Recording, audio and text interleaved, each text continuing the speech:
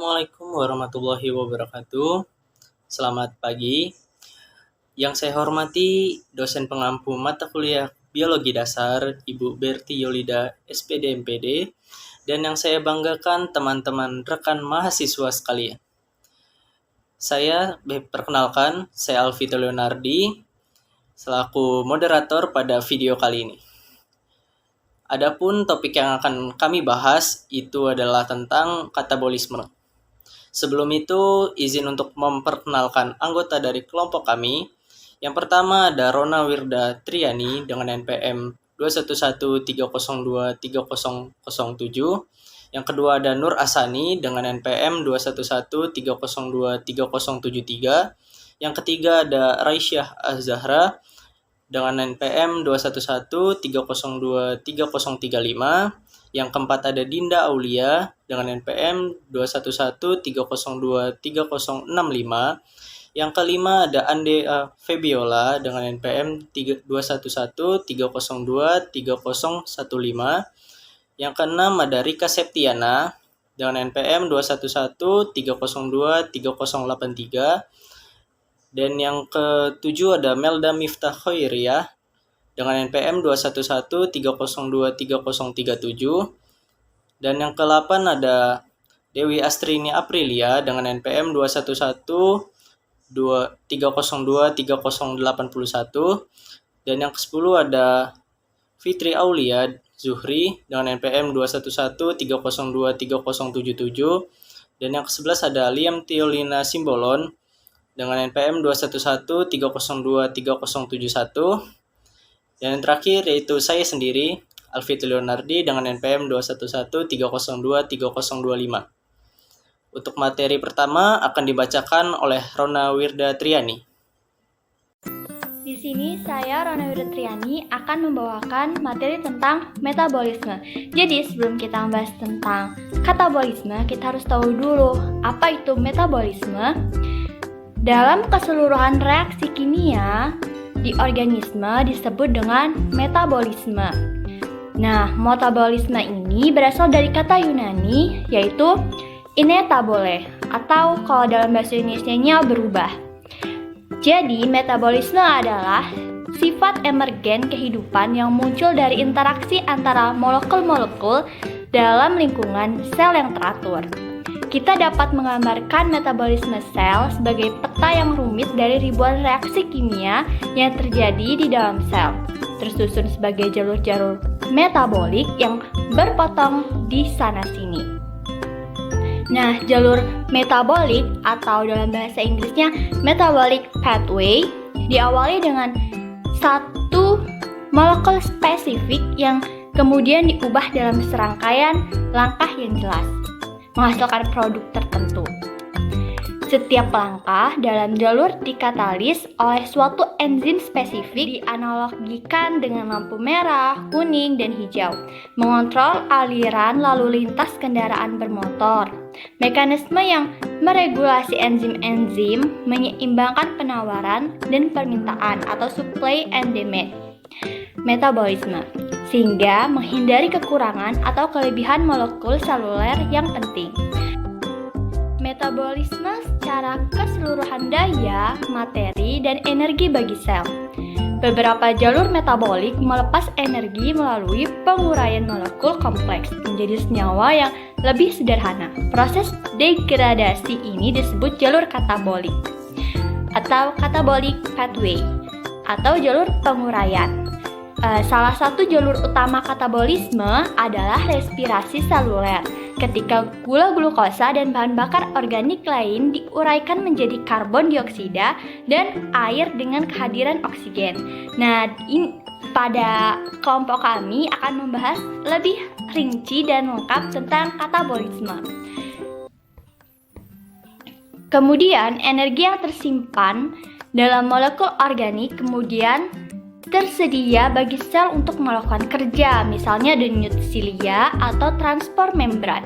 Sebaliknya, kalau jalur anabolik atau anabolic pathway mengonsumsi energi untuk membangun molekul kompleks dari molekul-molekul yang lebih sederhana. Jalur anabolik terkadang disebut jalur biosintetik. Salah satu contoh anabolisme adalah sistem protein dari asam-asam amino. Jalur katabolik merupakan jalan menuruni bukit, sedangkan jalur anabolik merupakan jalan mendaki bukit dalam peta metabolik. Energi yang dilepaskan dari reaksi menuruni bukit pada jalur katabolik dapat disimpan dan kemudian digunakan untuk menggerakkan reaksi mendaki bukit melalui jalur anabolik. Demikian materi yang dapat saya sampaikan. Materi selanjutnya akan dilanjutkan oleh teman saya, Raisya. Bentuk-bentuk energi. Energi adalah kemampuan untuk menyebabkan perubahan.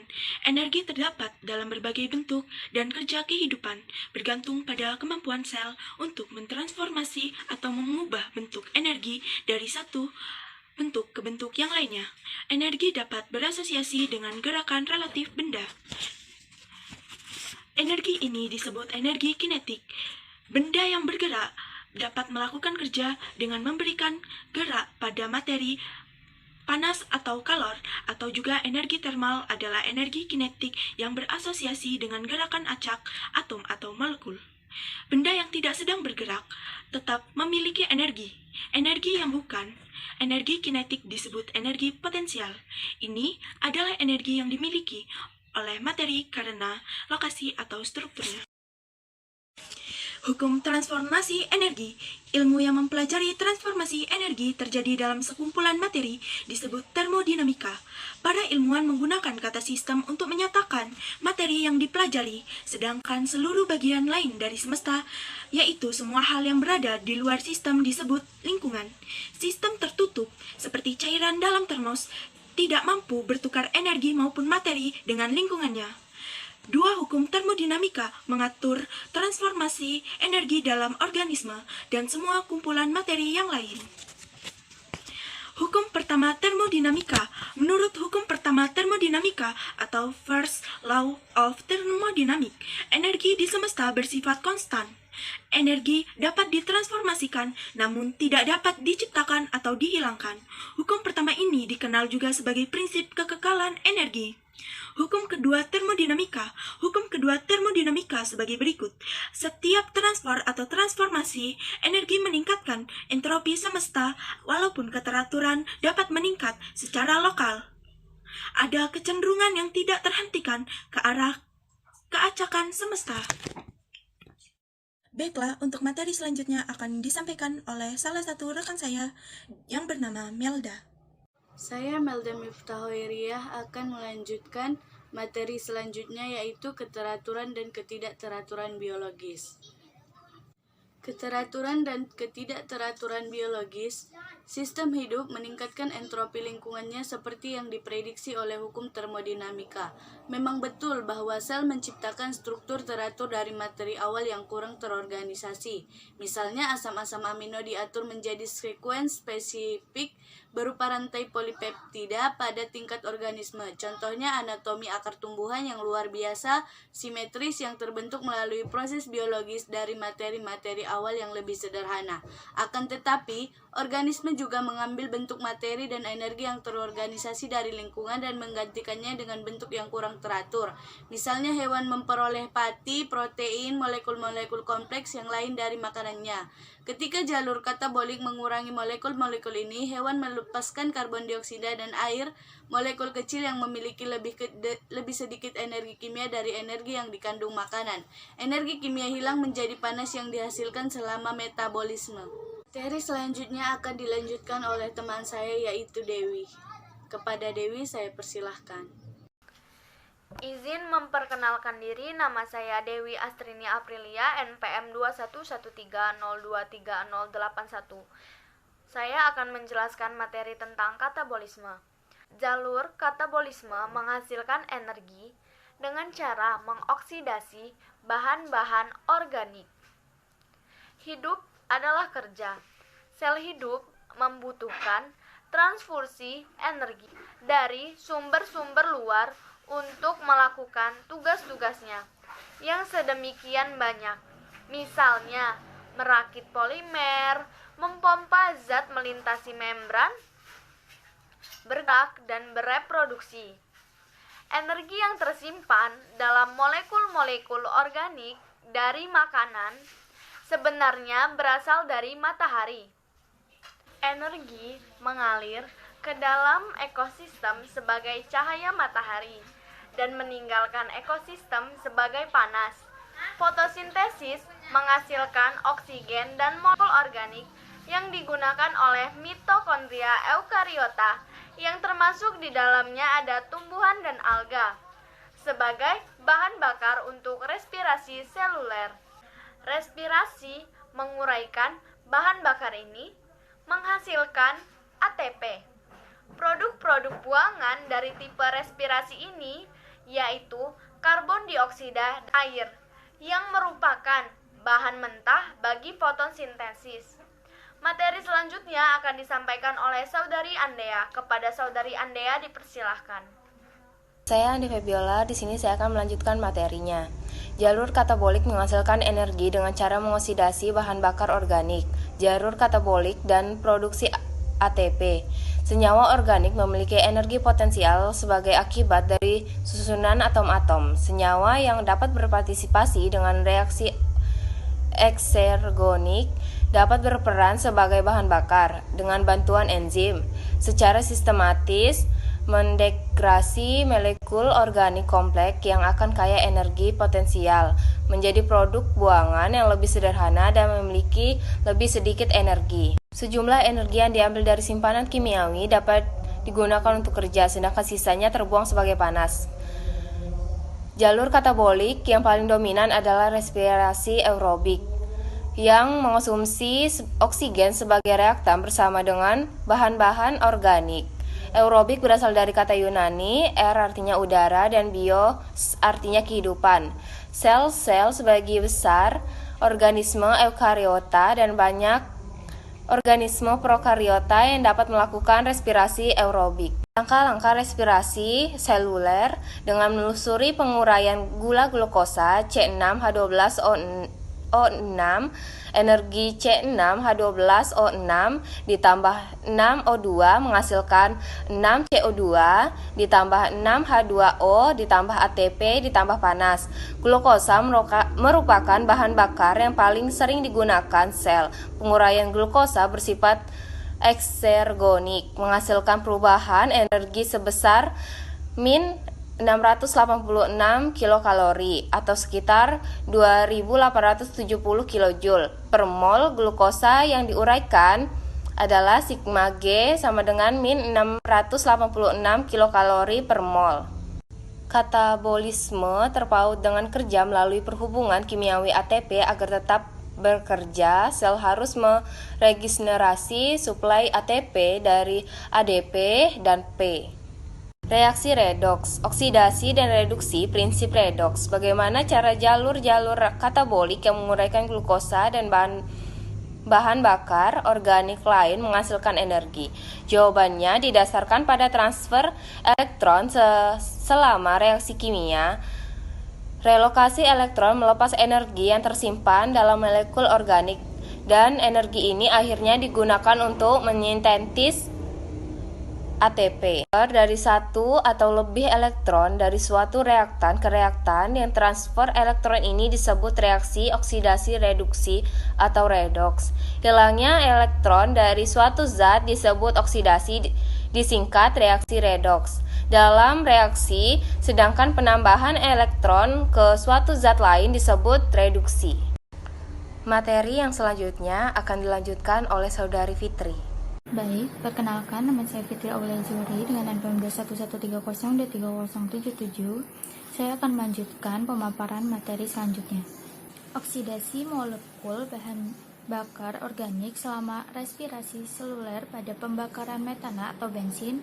Bahan bakar glukosa dioksidasi dan oksigen direduksi. Elektron kehilangan energi potensial dalam proses tersebut dan energi dilepaskan.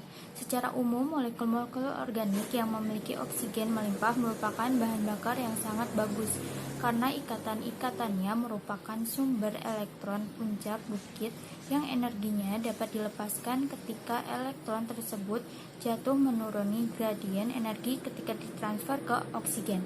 Pemanenan energi langkah demi langkah melalui NAD dan rantai transport elektron jika energi dilepaskan dari suatu bahan bakar secara keseluruhan sekaligus. Energi tersebut tidak dapat dimanfaatkan secara efisien untuk kerja yang membangun. Pada langkah-langkah kunci, elektron dilepaskan dari glukosa, seperti yang kerap terjadi dalam reaksi oksidasi. Setiap elektron berpindah bersama proton, jadi sebagai suatu atom hidrogen. Atom hidrogen tidak ditransfer secara langsung ke oksigen, tapi biasanya diteruskan terlebih dahulu ke suatu pembawa elektron, yaitu ke enzim yang disebut NAD+. Sebagai penerima elektron, NAD+ berfungsi sebagai agen pengoksidasi saat respirasi karena tidak terjadi dalam satu reaksi eksplosif. Respirasi menggunakan rental transport elektron. Untuk memecah-mecah kejatuhan elektron ke oksigen menjadi beberapa langkah yang melepaskan energi. Elektron yang dipindahkan dari glukosa oleh NAD jatuh menurun gradien energi dalam rantai transport elektron menuju lokasi yang jauh lebih stabil dalam atom oksigen yang elektron negatif. Baik, untuk materi selanjutnya mungkin bisa dilanjutkan oleh rekan saya. Untuk saudari Liam, silakan. Nama saya Liam Julia Simbola. Saya akan melanjutkan materi tentang tahap-tahap respirasi seluler. Yang pertama yaitu glikosis. Glikosis memanen energi kimia dengan cara mengoksidasi glukosa menjadi privat. Kata glikosis berarti pemecahan gula dan itulah yang terjadi pada jalur ini. Siklus asam sitrat menyelesaikan oksidasi molekul organik yang menghasilkan energi glikosis, melepaskan kurang dari 1/4 energi kimia yang tersimpan dalam glukosa. Sebagian besar energi tetap tertumpuk di dalam kedua molekul piruvat. Jika ada oksigen molekular, piruvat memasuki mitokondria. Siklus asam sitrat disebut juga dengan siklus trikarboksilat atau siklus Krebs. Sebagai penghormatan terhadap Hans Krebs, ilmuwan Jerman Inggris yang mendeskripsikan sebagai dasar jalur metabolik ini pada tahun 1930-an. Siklus ini berfungsi sebagai tungku metabolik yang mengoksidasi bahan bakar organik yang berasal dari piruvat. Yang ketiga yaitu bagaimana rantai transport elektron bekerja dan bagaimana aliran elektron yang menurun rantai ini digandengkan dengan sintesis ATP. Yang pertama yaitu jalur transport elektron. Rantai transport elektron adalah sekumpulan molekul yang tertanam di dalam membran dalam mitokondria, sel eukariotik atau pada prokariota. Molekul-molekul tersebut terdapat di membran plasma. Sebagian besar komponen rantai tersebut adalah protein dan terdapat sebagai kompleks multiprotein. Yang kedua yaitu kemiosis, mekanisme penggandengan energi. Kemiosmosis adalah mekanisme penggandengan energi yang menggunakan energi yang tersimpan dalam bentuk gradien H di kedua sisi membran untuk menggerakkan kerja seluler. Di dalam mitokondria, energi untuk pembentukan gradien berasal dari reaksi redoks eksorgonik dan sintesis. Di kedua sisi membran untuk menggerakkan kerja seluler. Di dalam mitokondria, energi untuk pembentukan gradien berasal dari reaksi redoks eksorgonik dan sintesis. Materi yang selanjutnya akan dilanjutkan teman saya yaitu Dinda. Saya Dinda Aulia dengan NPM 2113023065. Di sini saya akan melanjutkan materi selanjutnya. Yang ketiga, perhitungan produksi ATP melalui respirasi seluler. Selama respirasi, sebagian besar energi mengalir dalam urutan glukosa, NADH, rantai transport elektron, dan ATP. 3 departemen utama perusahaan metabolik ini adalah glikolisis, siklus asam nitrat, dan rantai transport elektron yang menggerakkan fosforilasi oksidatif. Ada beberapa alasan mengapa kita tidak menyatakan jumlah pasti molekul ATP yang dihasilkan melalui penguraian satu molekul glukosa. Pertama, fosforilasi dan reaksi redoks tidak secara langsung digandengkan satu sama lain, sehingga rasio jumlah molekul NADH terhadap jumlah molekul ATP bukan merupakan bilangan bulat. Siklus asam sitrat juga menyuplai elektron ke rantai transport elektron melalui FADH2. Namun, Karena FADH memasuki rantai belakangan, setiap molekul pembawa elektron ini hanya menyebabkan transport H+ yang cukup untuk sintetis 1,5 sampai 2 ATP. Fermentasi dan respirasi anaerobik memungkinkan sel menghasilkan ATP tanpa menggunakan oksigen. Karena sebagian besar ATP yang dihasilkan oleh respirasi seluler merupakan kerja fosforilasi oksidatif, estimasi kita mengenal perolehan ATP dari respirasi aerobik bergantung pada suplai oksigen yang memadai ke sel. Tanpa oksigen yang elektronegatif untuk menarik elektron menurut rantai transport fosforilasi oksidatif akan berhenti. Akan tetapi, ada dua mekanisme umum yang dapat digunakan sel tertentu untuk mengoksidasi bahan bakar organik dan membentuk ATP tanpa menggunakan oksigen, yaitu respirasi anaerobik dan fermentasi.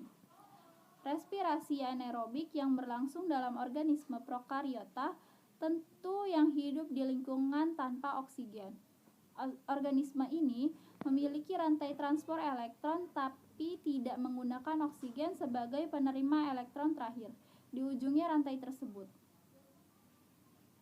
Oksigen melakukan fungsi ini dengan sangat baik karena sifatnya yang sangat elektronegatif. Namun, zat-zat lain yang kurang elektronegatif juga berperan sebagai penerima elektron terakhir. Fermentasi adalah cara memanen energi kimia tanpa menggunakan oksigen maupun rantai transport elektron manapun, dengan kata lain, tanpa respirasi seluler. Baiklah, sekian materi yang dapat saya sampaikan. Untuk materi selanjutnya akan dibacakan oleh rekan saya Nur Asani. Kepada Nur Asani dipersilakan. Tipe-tipe fermentasi. Fermentasi terdiri atas glikolisis plus reaksi-reaksi yang meregenerasi NAD+ dengan cara mentransfer elektron dari NADH ke pirufat atau turunan pirufat. Ada banyak tipe fermentasi yang berbeda dalam kalproduk terakhir yang berbentuk dari pirufat. Dua bentuk tipe fermentasi yang umum adalah fermentasi alkohol dan fermentasi asam laktat. Pada fermentasi alkohol, pirufat diubah menjadi etanol dalam dua langkah. Langkah pertama, melepaskan karbon dioksida dari pirufat yang diubah menjadi senyawa berkarbon 2, asetildehida. Pada langkah kedua, asetildehida direduksi menjadi etanol oleh NADH. Reduksi ini meregenerasi suplai NAD yang dibutuhkan agar glikolisis berlanjut. Banyak bakteri melaksanakan fermentasi alkohol di bawah kondisi anaerobik. Hampir jenis fungi juga melakukan fermentasi alkohol. Selama fermentasi asam laktat, laktasid asid, fermentation, pirufat direduksi secara langsung oleh NADH untuk membentuk laktat sebagai produk akhir tanpa pelepasan CO2. Fermentasi asam laktat oleh fungi dan bakteri tentu dimanfaatkan untuk industri pengolahan susu dalam membuat keju dan yogurt. Pembandingan fermentasi respirasi aerobik. Fermentasi yang bersifat anaerobik dan respirasi seluler aerobik adalah dua alternatif yang dapat diambil oleh sel untuk menghasilkan ATP melalui permanen energi kimia dalam makanan. Kedua jalur tersebut menggunakan glikolisis untuk mengoksidasi glukosa dan bahan bakar organik lain menjadi pirufat dengan produksi neto 2 ATP melalui fosforilasi tingkat substrat. Selain itu, pada fermentasi maupun NAD+ merupakan agen. Perbedaan kuncinya diketahui dengan membandingkan mekanismenya untuk mengoksidasi NADH menjadi NAD+ kembali yang dibutuhkan untuk mempertahankan glikolisis. Pada fermentasi, penerima elektron terakhir adalah molekul organik seperti pirufat. Fermentasi asam laktat atau asetildehida, yaitu fermentasi alkohol. Sebaiknya pada respirasi aerobik, penerima elektron terakhir dari NADH adalah oksigen. Nama saya Rika Septiana dengan NPM 2113023083 dari kelas 1A. Tahap-tahap respirasi seluler. Tahap pertama dan tahap kedua respirasi seluler, yaitu glikolisis dan siklus asam sitrat, merupakan jalur katabolitik yang menguraikan glukosa dan bahan bakar organik lain. Glikolisis atau dalam bahasa Inggris glikolisis yang terjadi dalam sitosol mengawali proses degradasi dengan memecah glukosa menjadi dua molekul senyawa yang disebut pirufat. Siklus asam sitrat atau citric acid cycle yang berlangsung dalam matriks mitokondria sel eukariot dalam sitosel prokariota menyelesaikan penguraian glukosa dengan cara mengoksidasi turunan pirufat menjadi karbon dioksida. Dengan demikian, karbon dioksida yang dihasilkan respirasi mempresentasikan fragmen-fragmen molekul organik yang teroksidasi. Beberapa langkah pada glikolisis dan siklus asam sitrat merupakan reaksi redoks ketika dehidrogenase mentransfer elektron dan substrat ke NAD membentuk NADH. Tahap ketiga respirasi rantai transport elektron menerima elektron dari penguraian produk pada dua tahap sebelumnya.